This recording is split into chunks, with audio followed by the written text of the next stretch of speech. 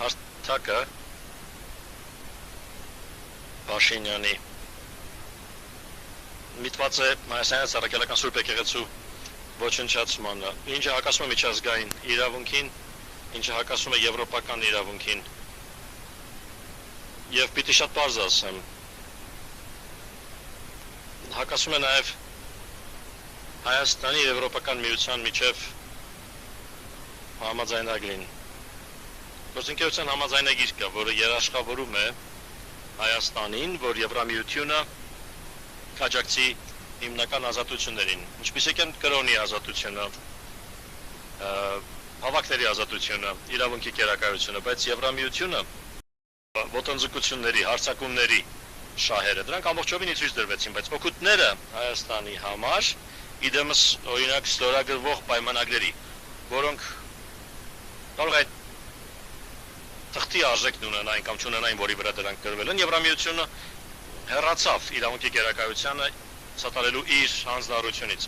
Վարչապետը մեկ անգամ գետ հրապարակավ չհիշատակեց ոչ քաղաքական բանտարկյալներին, ովքեր ահավոր պայմաններում պահվում են Բաքվում, կամ այն փաստը, որ այսօր Հայաստանի տարածքի 200 քառակուսի կիլոմետրը բռնազավթված է։ Փոխարենը նա հաջողություններով փոխանակվեց ադրբեջանցիների հետ եւ խոսեց այնպես, կարծես այս շատ էական ընկերներից որևէ մեկը անդրադարձի կարիք չունի։ Դրանից զատ մենք բոլորս տեղյակ ենք, որ վերջերս ոչնչացվում են եկեղեցիներ եւ դա շարունակվում է Լեռնային Ղարաբաղում։ Մեկ անգամ գետ չհիշատակվեցին հանցագործությունները ընդդեմ քրիստոնյա ազգաբնակչության, որոնց արդյունքում այդ վայրերը ոչնչացվեցին։ Մեկ անգամ գետ դրանք չհիշատակվեցին եւ սա վկայում է այն մասին, որ Փաշինյանի շահը հնարավոր է չհամընկնի հայ ժողովրդի շահի հետ։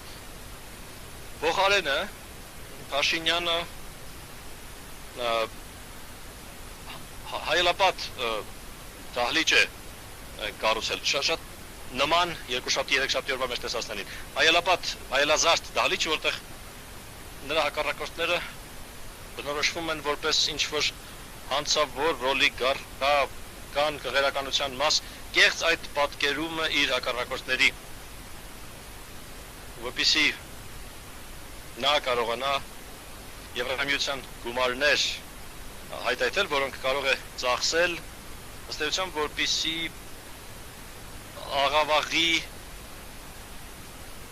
այն, ինչ մարդիկ տեսնում ու լսում են ինտերնետում։ Ես կարծում եմ, սա շատ կարևոր է եւ մեր կազմակերպությունը 140 էջից բաղկացած փաստաթուղթ է հրապարակել, որտեղ դատապարտում է այն, ինչ մենք տեսնում ենք Եվրամիության գործունեության սխալները Հայաստանում։ Եվրամիությունը խիստ հմուտ անձերի է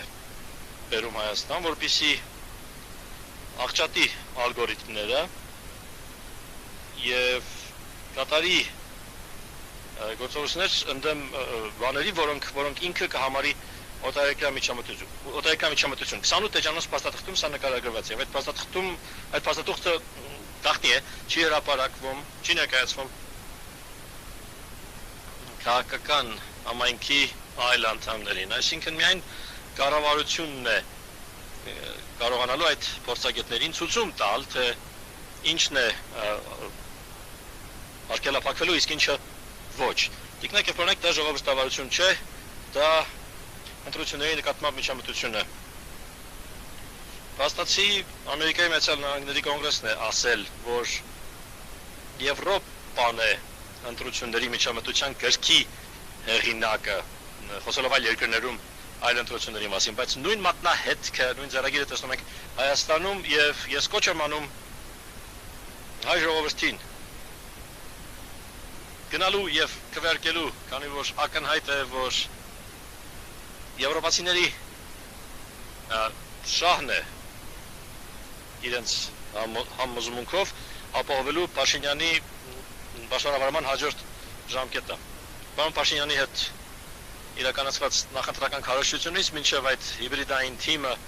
որն իրենք ուղարկել են Հայաստան, մինչև մեկնաբանությունների բացակայությունն այն փաստի շուրջ, որ իմ վստահ ընդդիմության հիմնական առաջնորդներից մեկը իրավունք չի ստանում նախընտրական քարոզություն իրականացնելու, Եվրոպան բարձորոշ ցույց տվեց իր ընտրությունը, եւ դա ճիշտ ընտրություն չէ Հայաստանի համար։ Ես ասում եմ, ամիսներ շարունակ ուսումնասիրած լինելով իրավիճակը Հայաստանում, շատ ակնհայտ է, որ մենք մի իրավիճակում ենք, որում աղքատությունը, Հայաստանի տնտեսական ցուցանիշները չեն տեղաշարժվում, սակայն մշտապես Փաշինյանը հարձակումների է ենթարկում բոլոր նրանց, ովքեր կարող են ձեռնոց նետել իր ավտոկրատ վերահսկողությանը, նա իրական Հայաստան հայեցակարգն է առաջ քաշել, իսկ իրական Հայաստանը հաստատի Հայաստանը չէ, որովհետև այդ ամբողջը նրա մտքում է ձևակերպված, քանի որ նա մոռանում է Լեռնային Ղարաբաղի մասին, նա մոռանում է եկեղեցու մասին, որն ուզում է վերակառուցել։ Նա երկիրը նորովի է նախագծում, որ համապատասխանի Ադրբեջանի կառավարության ցանկություններին եւ նախընտրություններին եւ ԱՄՆ-ի կառավարության ցանկություններին եւ ընդ որում սա այն հազվագյուտ ժամանակներից է աշխարհի պատմության մեջ, որ երբևէ տեսել ենք, որ քաղաքական առաջնորդը այսքան բացասական վարվի իր ժողովրդի պատմության մշակույթի եւ կրոնի նկատմամբ։ Սա մի բան է, որը նրա քաղաքական կուսակցությունը տանելու է տասնամյակներ շարունակ։ Այդ կերպ լքել իրական եւ կարևոր շահերը հայ ժողովրդի։ Եվ ես ցանկանում եմ հետեւյալն ասել։ Արևմուտքում մենք դատապարտել ենք Ռուսաստանի Դաշնությանը, քանիցս դատապարտել ենք օտարերկրյա գործակալների մասին օրենքի համար։ Դա օրենք է Ռուսաստանում, որով պահանջվում է, որ նրանք, ովքեր որևէ կապ ունեն արևմուտքի հետ, պարտավոր են պետք է խարանվեն։ Իսկ արևմուտքում մենք նույն վարքագիծն ենք ցուցաբերում, երբ մենք մարդկանց անվանում ենք ռուսամետ։ Սա փորձ է խարանելու ընդդիմությանը, երբ իրականում այդ անձանցից շատերը պարզապես մարդիկ են, ովքեր հավատում են, որ շահերը բազմաբևեռ պիտի լինեն, եւ Հայաստանը պարտավոր է բազմաբևեռ շահերի հետամուտ լինել, ունենալ բարի դրացիական կապեր Եվրամիության հետ, Ամերիկայի Միացյալ Նահանգների հետ, Թուրքիայի եւ այլ երկրների հետ։ Սակայն գաղափարը նա չէ, որ երկբևեռ այսպիսի ընտրություն ներկայացվի արևելքի եւ արևմուտքի միջեւ։ Գաղափարն այն է, որ օգուտներ կաղվեն երկրի կապերից, հարաբերություններից, այնպես կաղվեն, որ Հայաստանի ժողովուրդը զգա իրենց կամ իր մաշկի վրա տեսնի կտրուկ փոփոխությունները, որոնք կարող են տեղի ունենալ այն դեպքում, երբ ես քաչ գիտեմ իմ վստահորոշ Սամվել Կարապետյանը, այնպիսի մարդ է, որ ով ունի այդ կոնտակտները, այդ կապերը, ով ունի այդ ձևավորած այդպիսի հարաբերություններ եւ մարդ է, ով գործարար եւ բարոյական կյանքում հաջողության է հասել։ Իմիջիալոց քաղաքականություն մուտք գործելու նրա միակ պատճառը եղավ հետևանքն այն եկեղեցու նկատմամբ բացարձակ ապօրինի արձակման եւ նրան բանտարկել են, նրան շատ ժամանակ տվեց, որ նա մտածի եւ տեսնի, գիտակցի, թե ինչքան կարեւոր է ինչ որ բաներ անել Հայաստանի համար հետագա մի քանի տարիներին, որպեսզի դուրս գա այս ահավոր ընտրությունից, որը պարտադրվում, թելադրվում է Հայաստանին։ Ընդ որում ես ցանկանում եմ